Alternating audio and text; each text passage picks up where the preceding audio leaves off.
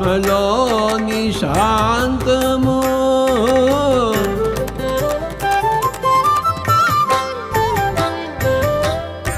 ఆత్మలోని అభయము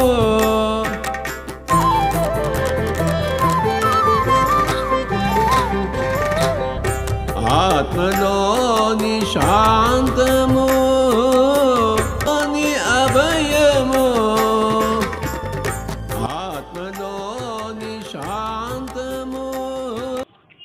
అందరికీ నమస్కారం అండి. న్యూ ఎనర్జీ 12వ రోజు డి రేవతి దేవి గారి అద్భుతమైన జ్ఞాన సంపద ఇది. అయితే ఇక్కడ ఒక చిన్న విషయము మనం పంచుకోవాలనిపిస్తున్నది. యాక్చువల్లీ మాస్టర్స్, ఈ పుస్తకం కూడా నా దగ్గరికి వచ్చి దాదాపు 9 years అవుతుందండి. ఈ పుస్తకం నేను భద్రాచలము క్లాస్ తీసుకోవడానికి వెళ్ళాను. అక్కడ వెంకటేశ్వర గారు అని చెప్పేసి ఆ క్లాస్ కండక్ట్ చేసిన వారిలో ఒకరు, నా తమ్ముడు అక్కడ క్లాస్ అరేంజ్ చేయటం జరిగింది. సో వారి ఇంటికి వెళ్ళాము. వెళ్తే అక్కడ ఈ బుక్ చూశాను. వారు వెంటనే పుస్తకం తీసి, మేడం నేను మీకు ప్రజెంట్ చేస్తానని చెప్పి ఇచ్చారండి. అదేంటో విదిన్ సెకండ్స్లో అలా జరిగింది. అయితే నేను ఈ బుక్ అప్పుడు చదివాను మాస్టర్స్, నాకు ఎక్కలేదండి. నేను ఎక్కువ 2-3-4 pages వరకే చదవగలిగి ఈ పుస్తకం కూడా అప్పుడు అట్లానే పక్కన పెట్టాను. నాకు ఇప్పుడు అనిపిస్తూ ఉంటుందండి, యాక్చువల్లీ మేడం కూడా చెప్పారు కదా, మన వైబ్రేషన్, మన ఫ్రీక్వెన్సీ లెవెల్స్, మనము ఇవి మన చుట్టూ ఉన్నది ఎనర్జీస్ కూడా పెరిగినప్పుడు మన జ్ఞాన సంపద కూడా పెరుగుతూ ఉన్నప్పుడు మనకి అవసరమైంది మన చేతికి వస్తూ ఉంటుంది, మనం అందుకుంటూ ఉంటాము అంటూ ఉన్నారు. అది నిజమే. కానీ నాకు ఇంకో చిన్నది అనిపిస్తూ ఉంటుందండి. ఇప్పుడు టేబుల్ మీద బుక్స్ అన్ని పెట్టి ఉంటాయి. ఈ 9 సంవత్సరాల నుండి పుస్తకపు జ్ఞానము నన్ను పిలుస్తూనే ఉంటుందండి. నేను ఆ పిలుపుని అందుకోలేక ఇంక వేరు జ్ఞానాలు అందుకుంటూ ఉన్నప్పుడు ఈ పుస్తకపు జ్ఞానం ఎన్నిసార్లు నిట్టూర్చి ఉంటుందో అని అనిపిస్తూ ఉంటుందండి. ఎందుకంటే ఇంత గొప్ప జ్ఞానం నీ ముందుకొస్తే నువ్వు అందుకునే స్థితిలో లేవే అని వాపోయి ఉంటుందేమో అని ఇప్పుడు భాష అందుతూ ఉన్నదండి. ఎనీహౌ అండి, ఇప్పటికైనా అందుకోగలిగాను, అందిస్తున్నాను, నా ద్వారా అందించబడుతున్నది. ఇది ఒక అదృష్టమేనండి. అర్థమైతే కనుక జ్ఞానం అందుకోవడం, అందించటంకు మించిన అల్టిమేట్ సర్వీస్ మరొకటి ఉండదేమోనండి అట్రిసర్ వర్డింగ్లో అయితే. ఓకే అండి, భూమి గురించి ఈరోజు చెప్తున్నారు. ఏంటో చూద్దామా. ఇప్పుడు మనం తెలుసుకోవాల్సిన చాలా ముఖ్యమైన జ్ఞానం ఇది.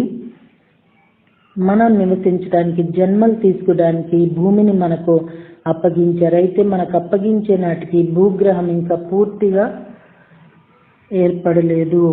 జలస్థితిలో నీటిమయంగా ఉన్నది. అదే ద్రవ రూపంగా ఉన్నదన్నమాట. మధు కైటబుల కథలు ఇటువంటి భూమి గురించి చదువుతాము.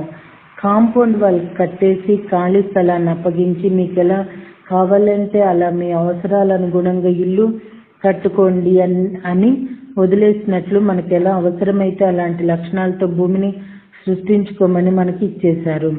అప్పుడు భూమి నిర్మాణ స్థితిలో నిర్జీవంగా ఉన్నది.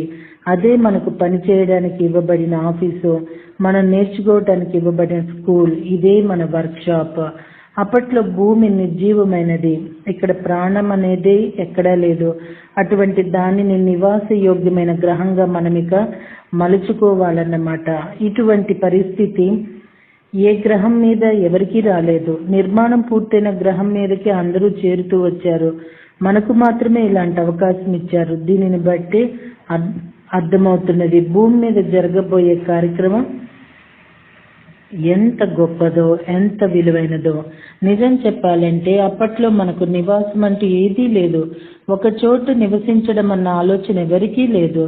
విశ్వాల్లో ఎక్కడ జ్ఞానం ఉంటే అక్కడికి వెళ్ళిపోతుండే వాళ్ళం. మొత్తం విశ్వం మన ఇల్లు. ఇంట్లో ఏ గదిలో ఉంటున్నావని అడిగితే ఏ ఒక గదేమిటి, అన్ని గదులు నావే, అవసరాన్ని బట్టి ఆయా గదుల్లోకి వెళ్తుంటాను అని గదా సమాధానం చెప్తాము. అలాగే ఆ కాంతి జీవులైన ఆత్మలకు విశ్వమంతా తమ ఇల్లేనన్నమాట. అయితే ఇప్పుడు కేవలం ఒక చిన్న గ్రహాన్ని నివాసంగా మలుచుకోవాలి. మనం నివసించబోయే గ్రహం ఎలా ఉండాలో మనకు సరిగా తెలియదు.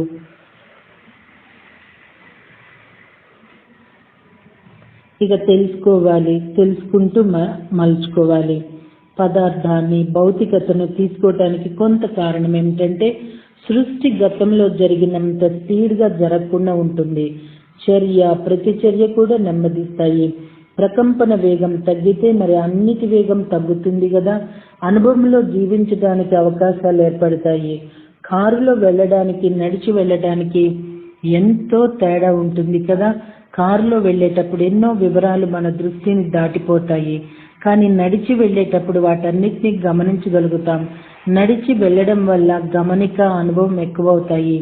నడిచేటప్పుడు టైం పడుతుంది కదా, కనుక ఎక్కువ వివరం చూడగలుగుతాము. ఇక్కడ మనం కాలానికి, వేగానికి లొంగిపోయి ఉంటాము. ఆవలి వైపున వీటికి అతీతంగా ఉంటాము. టీవీలో చూపుతున్న ఆటల్లో ఏదైనా అనుమానంగా రాగానే దానిని మళ్ళీ స్లో మోషన్లో చూపుతారు. ఎలా జరిగిందో మనకు స్పష్టంగా తెల్లంగా అర్థం కావాలని అలా చూపుతారు. అలాగే ద్వంద్వత్వాన్ని వివరంగా అర్థం చేసుకోవాలని మనం భూమి మీదకి దిగాము. అంచనా వేయడానికి, ఏ పాటితో నిర్ణయించడానికి, బ్యాలెన్స్ ఏర్పడేలా సహాయం చేయడానికి అవకాశాలు ఉంటాయి. భూమి మీదకు రావడానికి కొన్ని కోట్ల మంది కాంతి జీవులైన ఆత్మలు ముందుకొచ్చారు. అయితే కేవలం అలా ముందుకొచ్చిన మన వల్ల భూమి మీద పని పూర్తవదు. మనందరికీ ఇతర ఆత్మల సహాయం ఎంతో అవసరం. అందుకే మనకు సహాయం చేయడానికి మరింత మంది కాంతి జీవులు ముందుకొచ్చారు. నీళ్ళల్లోకి దిగి లోతులు తెలుసుకునే వాళ్ళం మనమైతే ఒడ్డున కూర్చొని మనం అందించే జ్ఞానాన్ని అందుకునే వాళ్ళు, మనకు అవసరమైన చోట సాయం చేసే వాళ్ళన్నమాట. భూగ్రంథం. భూమి అనే గ్రహం యొక్క ఉనికి ప్రారంభం కాగానే దానికంటూ ఒక రికార్డు ఏర్పడిపోయింది. భూమి మీద ఎప్పుడెప్పుడు ఏం జరుగుతున్నదో అవన్నీ ఆ రికార్డ్ పుస్తకంలో పుటలుగా రూపుదిద్దుకుంటాయి. ఆ పుస్తకాన్నే బుక్ ఆఫ్ ఆర్త్ అని లేదా భూగ్రంథం అని అంటాడు టోబియాస్. దీనిని భూమికి సంబంధించిన ఆకాశిక్ రికార్డ్ అని అనుకోవచ్చు. మనం ఇక్కడికి చేసిన పనులన్నీ అందులో రికార్డ్ అయిపోతుంటాయి. మనం మొదట భూమి మీదకి వచ్చినప్పుడు కాంతి జీవులం. మనకు భౌతిక రూపం లేదు.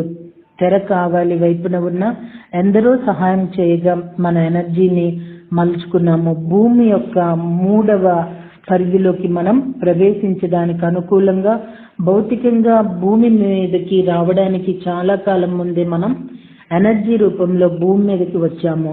మనమంతా ఇక్కడికి ఎనర్జీ రూపంలో వచ్చింది. ఇక్కడ ఎనర్జీ టెంప్లెట్లను, గ్రిడ్లను అమర్చడానికి, భూమి అనబడే గ్రహం మీద ఉండవలసిన వాతావరణానికి పునాదులు వేయడానికి, ఎనర్జీని అల్లడానికి వచ్చాము. భౌతిక రూపం తీసుకోవడానికి ముందే మనం ఇక్కడికి వచ్చింది. ఇక్కడి వాతావరణానికి అలవాటు పడటం కోసం, ఇక్కడ ఎనర్జీని అమర్చంలో సహాయం చేయటం కోసం మనం ఈ ప్రయాణంలోకి రాని ఏంజల్స్ ఎంతో మంది మనకు సహాయం చేశారు. భూమాత మనకు అప్పగించినప్పుడు భూమి నిర్జీవమైనదని చెప్పుకున్నాం. కాంతి శరీరదారులుగా వచ్చి భూమికి ఎనర్జీ టెంప్లెట్లను అమర్చి మనం ఇక్కడికి రాగానే మొట్టమొదట ఒక్కొక్కరు మనం చైతన్యంలోని కొంత భాగాన్ని, అంటే ఒక చిన్న ముక్కను భూమికి పంచాము. అలా మనందరము పంచిన చైతన్యపు ముక్కలన్నీ కలిసి ఒక సంపూర్ణమైన ఎనర్జీ చైతన్యంగా మారింది. కొన్ని రకాల పరిమితులను ఒక చైతన్యమైంది. ఎనర్జీ ఒక్క లక్షణాన్ని సంతరించుకున్నదంటే అదొక వ్యక్తిలాగా వ్యవహరించడం, పని చేయటం మొదలు పెడుతుంది. ఆ చైతన్యాన్ని మనం భూదేవి అంటున్నాము. భూమికి ప్రాణం పోసాము, ఎదిగే శక్తిగా తయారు చేశాము. ఈ భూ చైతన్యం లేదా భూదేవి ఎవరో కాదు, సాక్షాత్తు మనమే, మనలోని భాగమే. ఈ విధంగా ఆ గ్రహం మీద జన్మ తీసుకోబోయే ఆత్మలు తమ చైతన్యాన్ని ఆ గ్రహానికి పంచడం సృష్టిలోనే వేరే ఏ గ్రహానికి జరగలేదు. ఇది భూమి యొక్క ఒకానొక ప్రత్యేకత. ఇలా ప్రాణ ప్రతిష్ఠ చేయడం వల్ల ఏం జరిగింది? భూమిలో ఎదిగే లక్షణం ఏర్పడింది. భూమాకర్షణ శక్తి ఏర్పడింది. దానివల్ల భూమి కాస్మిక్ డస్ట్ను అంటే అంతరిక్ష ధూళిని ఆకర్షిస్తోంది. అలా ధూళి వచ్చి భూమి మీద పడి భూమి సైజులో ఎదుగుదల వస్తోంది. అంతేకాదు భూ చైతన్యం కూడా కాలానుగుణంగా మారుతూ ఎదుగుతూ ఉంటుంది. భూమి మీద జీవులు ఎంత ఎదుగుతారో భూ చైతన్యం దానికి అనుగుణంగా ఎదుగుతుంది. తాము జీవించటం కోసం తమ చైతన్యాన్ని గ్రహానికి పంచి ఆ గ్రహం మీద జీవించడం సృష్టి చరిత్రలోనే మరో చోట ఎరుగము. గ్రహాన్ని సృష్టించి ప్రాణం పోసి ఇష్టమున్న వాళ్ళు ఇష్టమున్నప్పుడు వచ్చి జీవించడానికి వదిలేసి వాళ్ళు ఇతర గ్రహాలను. కానీ భూమి విషయంలో అలా జరగలేదు. మనమే దానికి ప్రాణం పోసాము, మనమే దాని మీద జీవిస్తున్నాము. దీని పర్యవసానం ఏమిటో ముందు ముందు చూద్దాము. భూమి మీద ఏర్పాట్లు. మనం భూమి మీదకి రావడానికి ముందు ఇక్కడ ఎన్నో ఏర్పాట్లు జరగవలసి ఉండింది. ఎనర్జీ రూపంగా ఉన్న మనం జీవ పదార్థంలోకి వచ్చాము, భౌతిక రూపాన్ని తీసుకున్నాము. ఈ ఏర్పాట్లన్నీ జరగడానికి యుగాలే పట్టింది. చుట్టూ ఉన్న విశ్వం ఒక రూపాన్ని, నిర్మాణ శిల్పాన్ని పొందటం మొదలుపెట్టినప్పుడు మనం కాంతి దేహంతో భూమి మీదకు వచ్చి ఇక్కడి ద్వంద్వపు లక్షణాలకు అలవాటు పడటం మొదలు పెట్టాము. మొదట్లో భూమికి వచ్చిపోతూ ఉండటం మనకు అవసరమైంది. ఈ రావడాలు ఎంతో సుదీర్ఘ కాలం జరిగాయి. వచ్చినప్పుడు ఎక్కువ కాలం ఇక్కడ ఉండి తిరిగి వెళ్ళిపోతుండే వాళ్ళ. భూ ప్రకంపనలో, నెమ్మది ప్రకంపనలో కాంతి శరీరులుగా మన ప్రకంపనలకు వేగం ఎక్కువ. ఈ నెమ్మదితనం మనకు కొత్త భూమి మీద రాకముందు మన ప్రకంపన వేగం తగ్గింది కానీ మరీ ఇంత తగ్గలేదు. కాంతి శరీరులమైన మనం దీనికి అలవాటు పడవలసి ఉంది. మన ప్రకంపనల వేగం తగ్గించుకుంటే గాని భౌతిక శరీరాన్ని పొందలేము. ఈ గ్రహం మీద ఎనర్జీని నాటిన వాళ్ళం మనమే. మన ఎనర్జీని ఇక్కడ విత్తడానికి వచ్చాము. అది మరిచిపోరాదు. నిర్జీవమైన భూమిని భూమాతగా మలచిన వాళ్ళం మనమే. భూగ్రహం నిర్మాణాలు అంటే స్ట్రక్చర్లు, నమూనాలు, వాస్తు శిల్పం, బీజాలు అన్నీ మనమే సృష్టించాము. భూగ్రహం నిర్మాణ శిల్పాన్ని మనం సృష్టించేటప్పుడు భూమి తన 3వ పరిధి స్థాయిలో చివరి దశకు వచ్చినప్పుడు మానవులు తమ ఎనర్జీలను రిలీజ్ చేసుకోలేకపోతే ఆ పని భూమే చేసుకోగలిగే విధంగా ఏర్పాట్లు చేశాము. ఎనర్జీ టెంప్లెట్లను భూమికి ఏర్పరిచి అంతవరకు నిస్సారంగా ఉన్న భూమిని సజీవంగా ఎదిగే శక్తిగా తయారు చేశాము.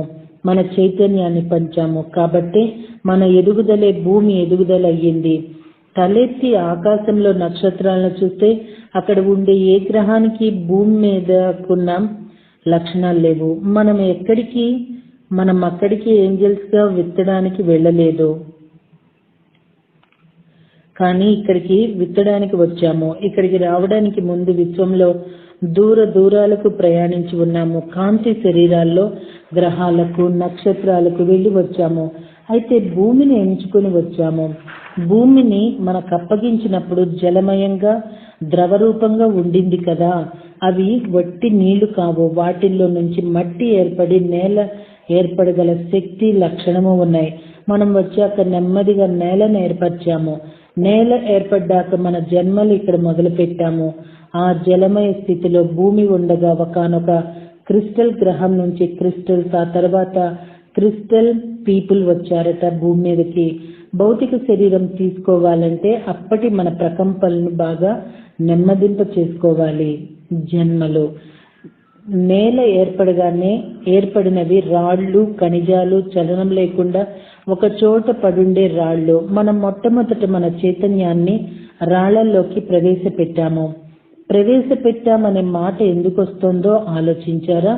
సంపూర్ణ శక్తివంతులమైన మనం పూర్తిగా రాయిలోకి దిగిపోయి జన్మ తీసుకోలేదు. బకెట్లో నీళ్లు వేడిగా ఉన్నాయో చల్లగా ఉన్నాయో తేలినప్పుడు ఏం చేస్తాము? వేళ్ల కొనలను ఆ నీళ్ళలోకి పెట్టి చటుక్కుని తీసేస్తాము. ఆ నీళ్ళ సంగతి అప్పుడు కొంచెం గ్రహింపుకు వస్తుంది మనకు. ఆ తర్వాత మళ్ళీ ధైర్యంగా ఇంకొంచెం లోపలికి వేలు పోనిస్తాము. ఇదే విధంగా మన చైతన్యంలో ఒక ముక్కను రాళ్లలోకి ప్రవేశపెట్టాము. రాయిని జీవమున్న పదార్థంగా మార్చాము. రాయి బ్రతికున్నదో చచ్చిపోయిందో ఎలా తెలుస్తుంది అని మనకు సందేహం వస్తుంది. రాతికి గట్టిదనము, రూపము ఉన్నంత వరకు ఆ రాయి బ్రతికున్నట్లే. నిర్జీవమైపోగానే రాయి పొడిగా రాలిపోతుంది, మట్టిగాను దుమ్ముగాను మారిపోతుంది. అంతేకాదు రాళ్ళు కరిగే వేళ అంటారు. శిల్పులు శిల్పాన్ని చెక్కవలసి వచ్చినప్పుడు కొన్ని అతి సున్నితమైన భాగాలను చెక్కేటప్పుడు ఆ రాతి జాతిని బట్టి అది మెత్తబడే సమయం చూసుకొని ఆ సమయంలో చెక్కుతారట. ఆ సమయంలో రాయి చాలా కొద్దిగా మెత్తబడి ఉంటుందట. అప్పుడు శిల్పం అనుకున్న విధంగా ఏర్పడుతుందట. అసలు భూమి మీద ఉనికి ఎలా ఉంటుందో తెలుసుకోవాలి కదా. అందుకే మనం పూర్తిగా రాళ్లలోకి దిగిపోలేదు. కొంతకాలం ఆ రాళ్లలో ఉండి తిరిగి వెళ్ళిపోతూ ఉండేవాళ్ళం, మళ్ళీ కొంతకాలానికి తిరిగి వచ్చేవాళ్ళం. అలా రాళ్లలో నిద్రిస్తూ ఇక్కడి వాతావరణాన్ని పరిశీలించసాగాము. భూమి మీద ఉండటం అనే దానిని తెలుసుకున్నాము. అలా చాలా కాలం గడిచాక రకరకాల చెట్లు సృష్టించాము. సృష్టించడం అంటే మనం అన్యంగా ఉండి వాటిని సృష్టించడం కాదు, ఆ జీవజాతిలోకి మన చైతన్యాన్ని ప్రవేశపెట్టి అనుభవాన్ని పొందసాగాము. ఆ చెట్టు స్వతంత్రంగా ఒక జీవజాతిగా రూపొందటానికి అవసరమైన మార్పుల్ని జన్యుపరంగా తెచ్చాము. అలా వివిధ రకాల చెట్లు సృష్టించాం. ఆ చెట్లకు శ్వాసించడం అనే లక్షణాన్ని ఏర్పరిచాము. రాళ్లల్లో నిద్రించడము నేర్చుకున్నట్లే చెట్లలో ఉండి శ్వాసించటం నేర్చుకున్నాము. అంటే ఊపిరి పోసిన వాళ్ళము మనమేనన్నమాట. ఉనికి, ఊపిరి అనే ఈ రెండు లక్షణాలను తరువాత రాబోయే జీవరాశులన్నిట్లోకి ప్రవేశపెట్టాము. తగినంత వృక్షజాతి పెంపొందాక ఇక సంచరించగల జీవజాతులను రూపొందించడం ప్రారంభించాము. నీళ్లు, గాలి కలిపితే బ్యాక్టీరియాను సృష్టించవచ్చని తెలుసు గనక దానిని సృష్టించాము. జీవరాశి ఆవిర్భావానికి ఇది నాంది. భూమి మీద జీవం అనేది ఏర్పడసాగింది. మన ప్రకంపనను అతి చిన్న జీవ రూపాల్లోకి ప్రవేశపెట్టాము. ఈ భూమి మీద ప్రాణమున్న శరీరంలోకి పుట్టడం ఎలా ఉంటుందో అనుభవపూర్వకంగా తెలుసుకోవాలని తరువాత బహుకణ జీవుల్ని సృష్టించడం మొదలు పెట్టాము. ఓకే మాస్టర్స్, దీనికి కంటిన్యూ మళ్ళీ రేపు తెలుసుకుందాము. నిజంగా ఇది చాలా చాలా వాల్యుబుల్ ఇన్ఫర్మేషన్ అండి. చాలా అద్భుతమైన జ్ఞానము అందిద్దామా మరి. థ్యాంక్ యూ వెరీ మచ్ అండి.